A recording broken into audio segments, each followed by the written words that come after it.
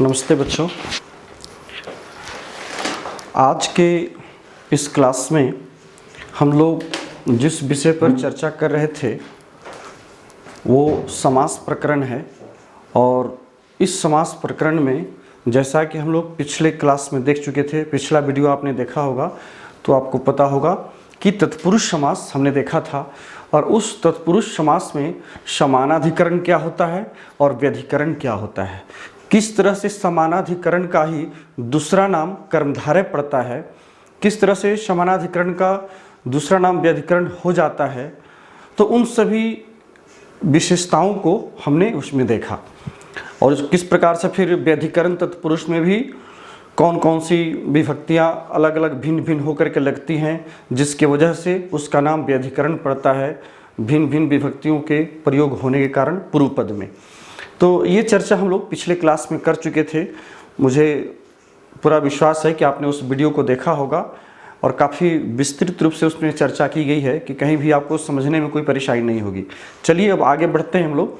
अब इस वीडियो में जो देखेंगे तत्पुरुष का बचा हुआ कुछ और भेद है जो मुख्य है, जो आपके CBSE या ICSE बोर्ड के या जो स्टेट गवर्नमेंट्स में जो चलने वाले जो सिलेबस है उसके अकॉर्डिंग हम लोग देखेंगे।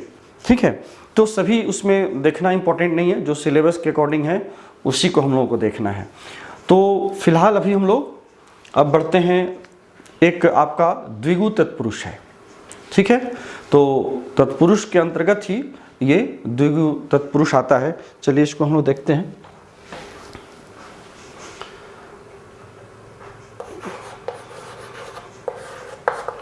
द्विगु तत्पुरुष, ठीक है, तत्पुरुष तो है, ये भी तत्पुरुष के भेद के ही अंतर्गत आता है, लेकिन ये द्विगु तत्पुरुष इसका नामकरण रखा गया। क्यों? इसके लिए एक सूत्र दिया है, संख्या पूर्वो द्विगु, संख्या पूर्वो द्विगु, ये इसकी परिभाषा है। कहता है कि जिसके पूर्व में संख्या हो, ठीक है ना, जिसके पूर्व में ऐसा समस्त पद जिसके पूर्व में, जिसमें पूर्व और उत्तर दो पद होते हैं, तो इन दो पदों में से जो पूर्व पद होता है वो पद कैसा होना चाहिए? संख्यावाची होना चाहिए, पहली बात। और जो संख्यावाची शब्द होता है उस संख्यावाची शब्द का संज्ञावाची शब्द के साथ समास करते हैं। तो इस प्रकार से जो पूर्व पद और उत्तर पद होता है दोनों को मिलाकर के हम लोग समस्त पद बनाते हैं, समास करते हैं। तो चलिए इसमें इसके उदाहरण को हम लोग देखेंगे तो और ज़्यादा क्लियर हो जाएगा। इसमें एक चीज़ और है, इससे पहले उदाहरण देने से पहले मैं आपको बता दूं, थोड़ा बहुत चर्चा जरूरी है। एक तो इसको हम लोग सामान्यतः देखिएगा तो समाहार अर्थ में इसका विग्रह होता है। जब भी हम लोग करते हैं तो पूरे समस्त पदों से जो है वो आपका समूह का बोध होता है। समाहार कहने से मतलब है, समाहार मतलब समूह, पूरे एक समूह में उसका बोध होता है। और यही कारण है कि कहीं कहीं मैक्सिमम जगह उसका देखिएगा तो जो समस्त पद बनता है वो नपुंसक लिंग में बनता है। जैसे भवनम शब्द है वो होगा, या फिर जैसे युग शब्द है वो होगा। तो इस तरह से और कुछ शब्द हैं जहाँ की आपको उसके लिए थोड़ा जरूरी है कि आपको अध्ययन करना पड़ेगा। तो इसमें जरूरी है कि थोड़ा शब्दों का अनुशीलन करना जरूरी है, शब्दों को देखना, उदाहरण को और अधिक से अधिक आप देखें तो उसमें पता होता है। जैसे कि वट शब्द है तो वट शब्द यदि अंत में रहता है समस्त पद क्या तो वो शब्द स्त्रीलिंग हो जाता है। ठीक है ना। तो इस तरह से और भी कई शब्द आते हैं जिसको हम लोग जब उदाहरण देखेंगे तो उसमें स्पष्ट होता है। तो चलिए हम इसके उदाहरण को देखते हैं। इसमें यदि पहला उदाहरण देखिए, चतुर्नाम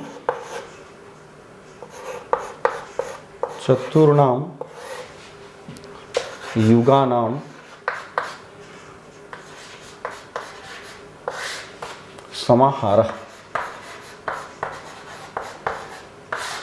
ये समस्त पद बनने वाला है। अभी ये विग्रह पद है, ठीक है, चार युगों का जहां समाहार है। ठीक है, तो चतुर शब्द है, चतुर मतलब चार, है ना। तो युग शब्द का विशेषण हो गया चतुर, और ये जो है किस अर्थ में हुआ? समाहार अर्थ में। यहाँ भी ध्यान रखिएगा, वास्तव में द्विगु तत्पुरुष जो है ये भी कर्मधारय के ही अंतर्गत आता है, इसलिए दोनों में देखिएगा विभक्ति एक समान होती है। चतुर क्या है? संख्यावाची विशेषण है, और युग जो है उसका विशेष्य है। कितने युग? तो 4 युग। 4 युगों का जहां एक साथ समाहार है उसको हम लोग चतुर्युग कहते हैं। ठीक है, तो यहां भी विशेषण विशेष्य की बातें हैं जो कि हमने पिछले वीडियो में हम लोगों ने देखा था कर्मधारय समास के अंतर्गत। तो वो कर्मधारय समास का ही आगे का जो रूप होता है वो द्विगु कहलाता है, जो तत्पुरुष के ही अंतर्गत आता है। ठीक है, तो यहाँ जो है चतुर्नाम युगानाम, जो विभक्ति वचन युग में लगी हुई है वही विभक्ति वचन आपका चतुर्नाम में भी है, लेकिन ये दोनों मिलकर किस चीज का बोध कराते हैं? समाहार का कराते हैं। इसलिए जब समस्त पद बनता है तो क्या बनता है आपको? चतुर्युगम। चतुर्युगम। ठीक है, ये रेफ जो है र हलंत है, तो चतुर्मूल शब्द। क्योंकि जब समास करते हैं तो मैंने आपको बताया था कि चतुर नाम का मूल शब्द क्या है? चतुर है। मूल शब्द है चतुर, और इस चतुर का किसके साथ समास हुआ? युग शब्द के साथ समास हुआ। ठीक है ना, ये संज्ञा पद हो गया और ये जो है संख्यावाची शब्द हो गया। जैसा कि पूर्व में ही कहा गया है कि जो समस्त पद बनेगा उसका उन समस्त पदों में आप देखिएगा तो पूर्व पद होता है वो संख्यावाची होता है। तो इस समस्त पद में चतुर मतलब 4, तो 4 जो है वो संख्यावाची शब्द है। तो चतुर का जब रूप चलाते हैं तो षष्ठी के बहुवचन में होता है चतुर्नाम, और चूंकि ये युगा नाम का विशेषण है तो जो विभक्ति वचन षष्ठी का बहुवचन युगा नाम में लगा हुआ है वही विभक्ति वचन जो है चतुर्नाम में भी हुआ। जैसे षष्ठी विभक्ति लगी हुई है युगा नाम में, तो चतुर्नाम में भी षष्ठी विभक्ति लगी हुई है, और दोनों मिलने के बाद चूंकि समाहार के अर्थ को अभिव्यक्त करते हैं इसलिए समाहार शब्द को हम लोग अलग से जोड़ते हैं। और जब समस्त पद बनता है तो नपुंसक लिंग एक वचन में बनता है। ठीक है, जब भी हम लोग समाहार का इसका प्रयोग किए यहाँ तो। ठीक है, तो मूल शब्द हो गया चतुर और युग हो गया तो हो गया चतुर्युग। ठीक है, संख्यावाची का संज्ञावाची के साथ समास हुआ, जो द्वितीय पद है वो युग शब्द है। ठीक है, तो जब दोनों को जोड़ हो गया चतुर्युग।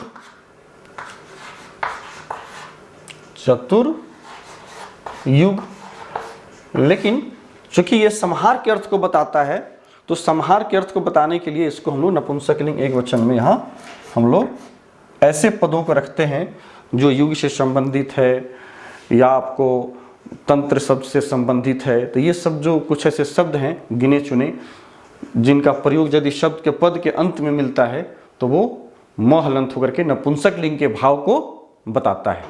ठीक है, चलिए अब इसी में आप यदि दूसरा उदाहरण आप देख सकते हैं, पंचानाम पात्रानाम समाहार। पंचानाम पात्रानाम पात्रानाम समाहार। इसको जब समस्त पद करिएगा तो बन जाएगा पंच पात्रम। पंच पात्रम। ठीक है, पंच पात्र बन जाएगा। यहां वो ये देखिए पंच जो है संख्यावाची शब्द है, ये पात्र का विशेषण हो गया। ठीक है ना, एक पद विशेष्य है तो दूसरा पद उसका विशेषण संख्यावाची विशेषण।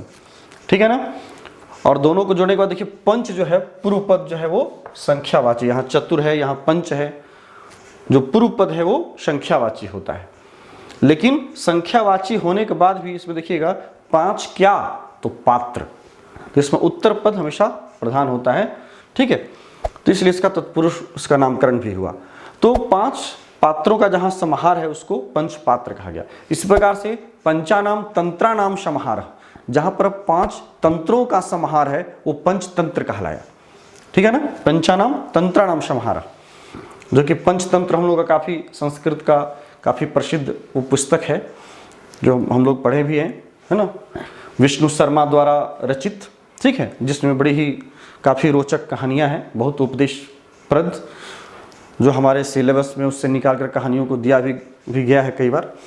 तो यहाँ जो हम लोग चर्चा कर रहे हैं वो इस प्रकार से पंचानाम पात्रानाम समाहार, पंचानाम तंत्रानाम समाहारः इति पंचतंत्रम। तो इन सभी जगहों पर आप देखिएगा कि यहाँ भी पूर्व में संख्यावाची शब्द है, और चूंकि का के की का अर्थ इसमें करना है तो इसलिए जो है वो और बहुवचन में जाना है। कारण क्या है बहुवचन में ले जाने का? क्योंकि पंच शब्द खुद ही बहुवचनांत है, और जैसे ही 5 शब्द आ गया तो एक वचन द्विवचन की तो कोई बात ही नहीं रह जाती है। यही कारण है कि इसका जितना विग्रह होता है सभी के सभी जो है वो षष्ठी के बहुवचन में होता है। इसका जितना विग्रह देखिएगा द्विगु समास जब हम ये करते हैं, है ना, जब भी हम इसका हम लोग प्रयोग करते हैं तो सारा का सारा जो है, जहाँ 1 या 2 का बोध नहीं होता है, इसलिए षष्ठी के बहुवचन में सारा इसका होता है, और समाहार शब्द को हम लोग लास्ट में जोड़ देते हैं। तो चूंकि इन सभी शब्दों के अंत में होने से, जैसे पात्र शब्द है या युग शब्द है ना, तो ये शब्द कुछ ऐसे शब्द हैं जिसके लगने से अंत में वो नपुंसक लिंगिक वचन होता है। ठीक है, इसमें अगला उदाहरण देख सकते हैं, तीसरा जो देखिए तो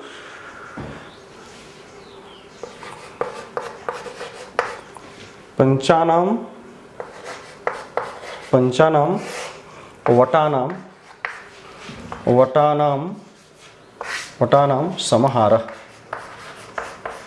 समाहारः। इसका जो समस्त पद बनाते हैं तो पंचवटी बनता है। जब इसका समस्त पद बनाते हैं तो क्या बनता है? पंचवटी। जैसा कि मैंने आपको अभी कहा था कि जैसे वट शब्द आ गया, ठीक है ना, जैसा कि पंचवटी में वट शब्द आया है, तो जो वट शब्द आया हो तो वो जो है स्त्रीलिंग में वो चला जाता है। ठीक, इसी तरह से आप इसमें अगला भी यदि उदाहरण देखें तो जैसे कि वटी हुआ, उसी प्रकार से लोक शब्द भी।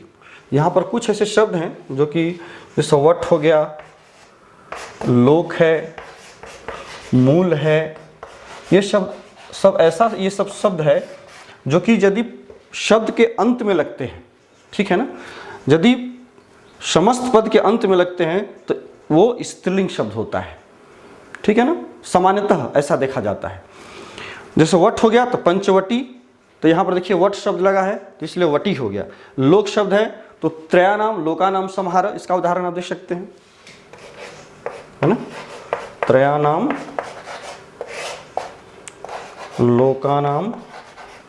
लोकानाम समाहार, ये हो गया त्रिलोकी, ये हो गया त्रिलोकी। तो यहाँ भी देखिए चूंकि लोक शब्द है तो ये भी स्त्रीलिंग बन गया, उस प्रकार से मूल शब्द है तो मूली हो जाएगा। ठीक, तो त्रयानाम लोकानाम समाहारः इति त्रिलोकी। ठीक है, इस प्रकार से और भी आपको बहुत सारे उदाहरण मिलेंगे, उसको आप देख सकते हैं। तो ये द्विगु समास में मुख्य रूप से हमने यही देखा कि पूर्व में संख्यावाची शब्द होते हैं और जो समस्त पद बनता है वो पूरा का पूरा ये जो समास होता है वो पूरे समाहार का बोध कराता है, पूरे समूह का बोध कराता है। ठीक है, इसलिए इसको जो है द्विगु तत्पुरुष कहा जाता है। चलिए अब हम लोग आगे बढ़ें, इसको अब हटाते हैं। अब हम लोग देखते हैं नए समास।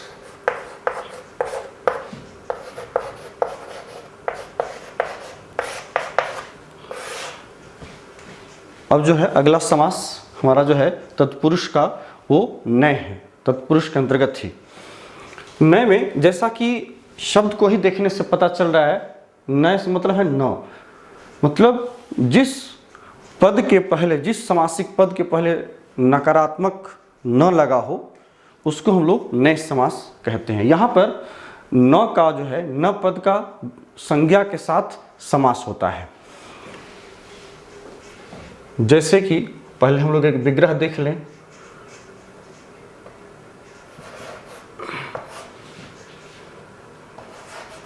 न कार्यम, ठीक है, न कार्यम, ये बन जाता है अकार्यम। पहले हम उदाहरण को यदि देख ले तो ज़्यादा स्पष्ट समझ में आने लगेगा। न कार्यम अकार्यम, न सत्यम असत्यम, न ऋतम न रीतम अनृतम अनृतम। ठीक है, ये पहला उदाहरण हो गया। इसी प्रकार से दूसरा हो गया, ये तीसरा है, चौथा भी एक देखते हैं। न अश्व न अश्व इति अनश्व न अश्व इति अनश्व। ठीक है, यहाँ पर हमने जो आपको उदाहरण दिया है, 4 उदाहरण, इन 4 उदाहरणों में यदि आप देखें तो सारा का सारा जो विग्रह पद है वो न न करके बना है, लेकिन ये जो न है ये अ में भी बदल जाता है और कहीं कहीं जो है अन में बदल जाता है। 2 चीज़ें हैं इसमें, एक तो देखिए अ में बदला है और एक जो है अन में बदला है। ये इसमें ध्यान देने की बात है कि अ में कब बदलता है और अन में कब बदलता है। यदि न के बाद कोई स्वर वर्ण हो, ये ध्यान रखना है, इस न के पश्चात जो संज्ञा पद आ रहा है वो संज्ञा पद यदि अकारांत से शुरू हुआ हो तो न जो है अन में बदल जाएगा। ठीक है, क्योंकि न हलंत होता है, इसलिए आगे वाला जो अ है न में प्रवेश कर गया, तो इसलिए अ पूरा हो गया। ठीक है ना, संजोग हो जाता है यहाँ पर, जो संधि संजोग हम लोग पढ़े हैं वो संजोग, तो इसलिए अनस्व हो गया। ठीक है ना, अनस्व। इसी प्रकार से यहाँ भी देखिए न के बाद री स्वर है, तो री स्वर, तो न को अ में बदला और अ में बदलने के बाद ये अ में ही नहीं बदला, क्योंकि बाद में री स्वर है, तो ये जो है अन में बदला, ये अन है, तो न में हलंत है और आगे वाला जो री है वो री में लग गया, तो अनृतम हो गया। ठीक है ना, न रीतम, रीतम मतलब सत्यम, सत्य मतलब, अनृतम मतलब असत्य, इसी का पर्यायवाची शब्द कह सकते हैं। यहां पर देखिए न के बाद व्यंजन वर्ण आया है क, तो यदि न के बाद यदि कोई व्यंजन वर्ण आता है, जैसे न कार्यम अकार्यम, जो करने योग्य कार्य नहीं है वो अकार्य कहलाता है। ठीक है, उसी तरह से न सत्यम इति असत्यम, यहां भी देखिए न के बाद स जो है व्यंजन वर्ण आया है, इसलिए न जो है केवल अ में ही बदल कर रह गया, इसमें अन नहीं हुआ। जबकि कोई स्वर वर्ण जो बाद में होता है तो उस स्थिति में न जो है अन में बदल जाता है, लेकिन यदि कोई व्यंजन वर्ण वाला यदि पद बाद में होता है, यदि कोई संज्ञा होती है, तो उस स्थिति में जो है वो अ ही रह जाता है, न नहीं होता है। यहाँ पर न का जो है वास्तव में निगेटिव अर्थ हम लोग अ से ही निकालते हैं जब भी समस्त पद बनाते हैं तो।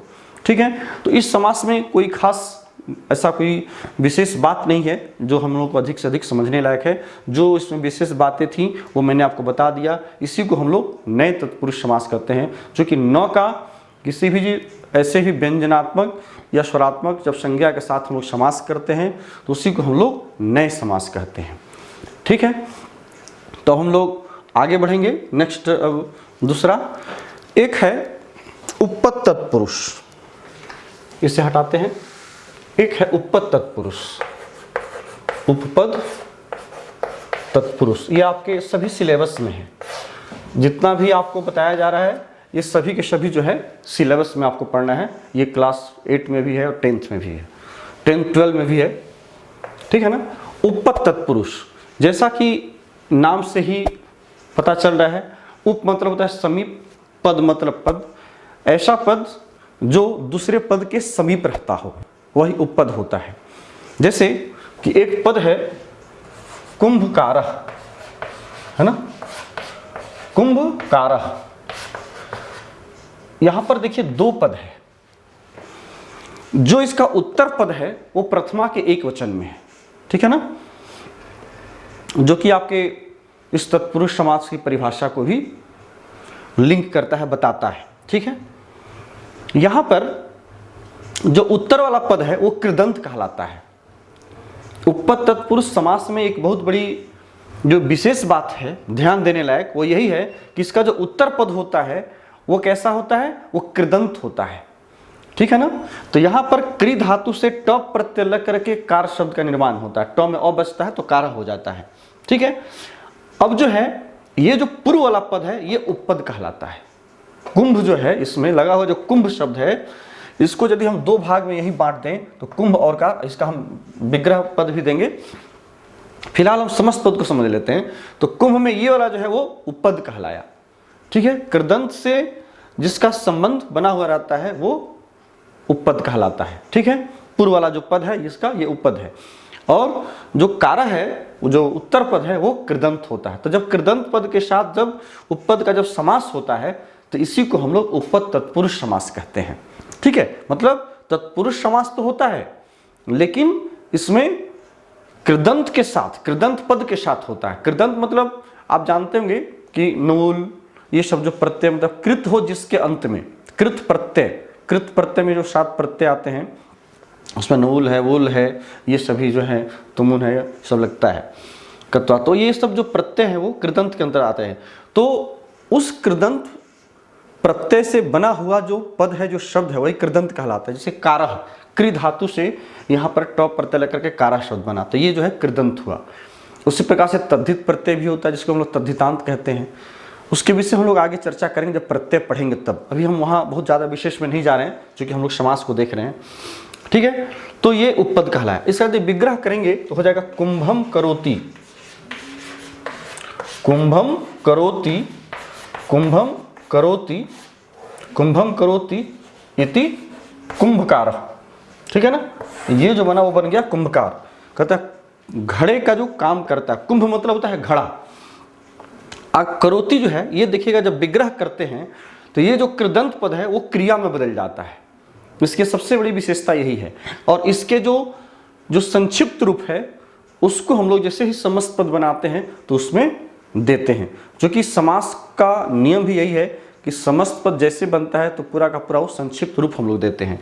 तो कुंभम करोति इति कुंभकारः, ये कुंभकारः का विग्रह पद हो गया।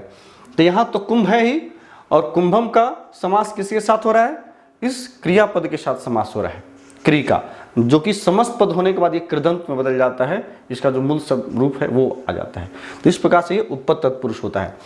इस प्रकार से स्वर्णम करोति इति स्वर्णकारः, है ना, स्वर्णम करोति इति स्वर्णकारः, इति स्वर्णकारः, स्वर्णम करोति इति स्वर्णकारः। तो यहां भी देखिए ये जो है उपपद है, दूसरा कृदंत पद है। तो यहां जो है इसकी जो क्रियापद है वो करोति है जब विग्रह करते हैं तो, और करोति के साथ इस उपपद का जो है वो उस पद का समास होता है। तो दोनों मिलने के बाद इसका जो शॉर्ट रूप है कृदंत जब बनता है, तो चूंकि डायरेक्ट क्रिया के साथ हम लोग समास नहीं कर सकते, जब समस्त पद बनता है तो किसी न किसी कृदंत पद को ही ये स्वीकृत करता है। तो यही कारण है कि यहाँ पर स्वर्णम पद के साथ कारह का समास होकर के स्वर्ण कारह बन गया। इस प्रकार से और भी बहुत सारे रूप हैं, जैसे पयोदह, है ना, पयोदह,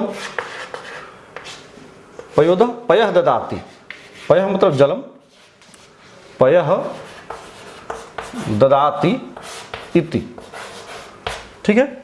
इति मतलब ऐसा, कहता है कि पयः जलम ददाति, जल को जो देता है उसको हम लोग पयोदह। तो यहाँ भी देखिए ददाति का जो इसका शॉर्ट रूप है वो दह है, और पयः का पयः तो रह ही गया, ठीक है। तो इसको हम लोग पयोदह अर्थात मेघ, मेघ का अगर दूसरा नाम कहें तो वो पयोदह है, ठीक है। तो इस प्रकार से उपपद तत्पुरुष समास में बहुत सारे रूप, महिपालः, महिम पालयति, जो पृथ्वी का जो पालन करता है उसको महिपाल कहते हैं। तो हम लोग यहाँ पर ये ध्यान दें कि जो भी उपपद तत्पुरुष समास हम बनाएंगे तो उपपद तत्पुरुष समास में जो पूर्व पद होगा वो उपपद होगा, और जो बाद वाला होता है वो कृदंत होता है। इसी दोनों के साथ समास होकर के, समस्त होकर के ये समस्त पद का निर्माण होता है, उपपद तत्पुरुष समास बनता है। और जब हम लोग एक्सरसाइज इसका बनाएंगे तो उस समय आपसे बहुत सारे उदाहरण आपके बुक से निकाल करके हम देंगे, टेक्स्ट बुक से, जो कि मैंने आपको पहले ही बताया है।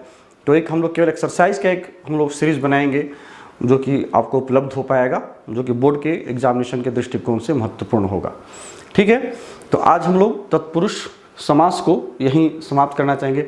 और भी कुछ कुछ ऐसे भाग, जैसे एक अलुक समास होता है ना, प्रादि तत्पुरुष होता है और भी, लेकिन चूंकि उसका प्रयोग यहाँ आपके सिलेबस में है नहीं, इसलिए मैंने उसका चर्चा नहीं यहाँ पर मैंने की है। तो बस आज हम लोग यहीं इस समास को हम लोग तत्पुरुष समास आपका हम आज समाप्त करते हैं इस वीडियो में। अब नेक्स्ट जो आपका बचा हुआ है वो 2 समास और है, एक बहुब्रीहि है और एक द्वंद्व है। तो बहुब्रीहि और द्वंद्व को हम लोग नेक्स्ट सीरीज में उसे समाप्त करेंगे, फिर आगे हम लोग ग्रामर का अगला पार्ट देखेंगे। चलिए तब तक के लिए नमस्ते, थैंक यू।